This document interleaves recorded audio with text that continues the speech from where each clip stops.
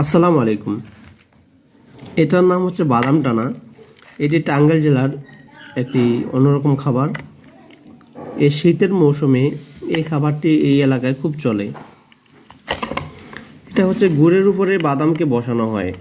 এটা এই যে প্রথমে গুড়টাকে গালিয়ে নেবেন, গুড়টাকে গালানোর পরে গুড়ের উপরে বাদামটাকে দিয়ে দিয়ে দেওয়া হয়। এর নাম হচ্ছে বাদাম টানা। এটার কেজি হচ্ছে 240 টাকা করে। এখানে এক পিসের দাম আসছে হচ্ছে 42 টাকা। দেখি আমরা এখন এটা ট্রাই করব, দেখি আসলে বাদাম টানাটা খেতে কেমন লাগে। এই যে তুই তো ট্রাই করতো। বিসমিল্লাহ।